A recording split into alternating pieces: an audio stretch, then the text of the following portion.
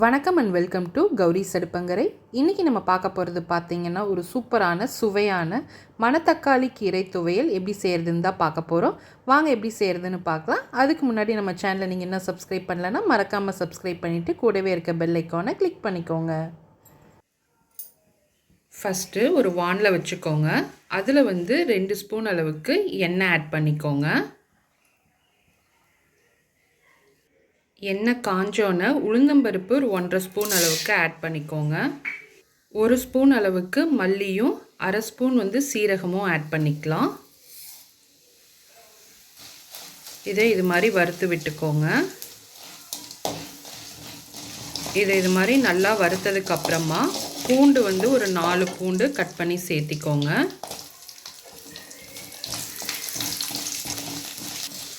பூண்டு இது மாதிரி நல்லா வதங்கினதுக்கப்புறமா நம்ம ஒரு கைப்பிடி அளவுக்கு சின்ன வெங்காயம் எடுத்து வச்சுருக்கோம். அதையும் கூட ஆட் பண்ணிக்கலாம்.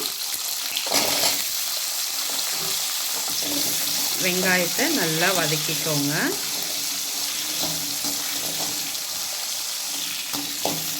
வெங்காயத்தை இது மாதிரி நல்லா வதக்கினதுக்கப்புறமா நம்ம உங்கள் காரத்துக்கு ஏற்றாப்புல காஞ்ச மிளகா ஆட் பண்ணிக்கோங்க. அதையும் போட்டு நல்லா வதக்கிக்கலாம். இப்போ இது எல்லாமே நல்லா வதங்கிருச்சு. இப்போ ஒரு அரை மூடி தேங்காய் கட் பண்ணி ஆட் பண்ணிக்கலாம். கூடவே நம்ம நெல்லிக்காய் சைஸ் அளவுக்கு புளியும் சேர்த்திடலாம்.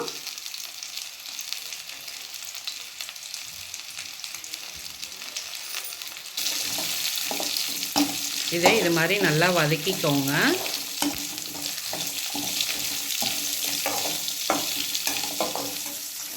இப்போ இது கூட நம்ம மணத்தக்காளி கீரை நல்லா கழுவிட்டு எடுத்து வச்சுருக்கோம். அதையும் கூட ஆட் பண்ணிடலாம்.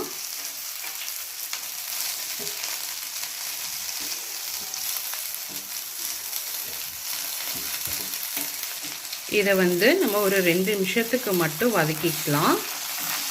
கொஞ்சம் சுருங்கினா மட்டும் போதும், ரொம்ப வதக்கிட வேண்டாம்.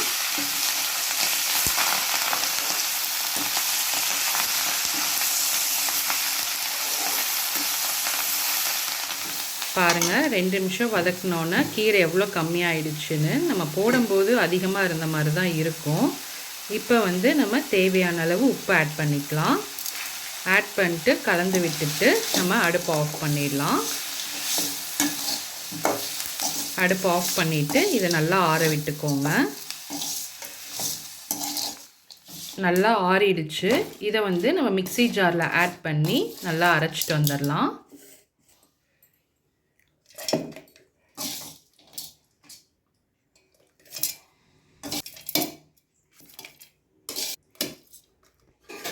இது மாதிரி நல்லா நைஸாக அரைச்சி எடுத்துக்கோங்க.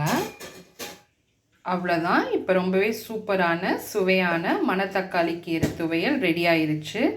இது மாதிரி நீங்களும் செஞ்சு பாருங்கள். இது கண்டிப்பாக எல்லாருக்குமே, சின்ன குழந்தைங்கள்லேருந்து பெரியவங்க வரைக்கும் எல்லாருக்குமே பிடிக்கும். ட்ரை பண்ணி பார்த்துட்டு எப்படி இருக்குங்கிறத கமெண்ட்ஸில் சொல்லுங்கள். மறக்காமல் நம்ம சேனலை சப்ஸ்கிரைப் பண்ணிக்கோங்க.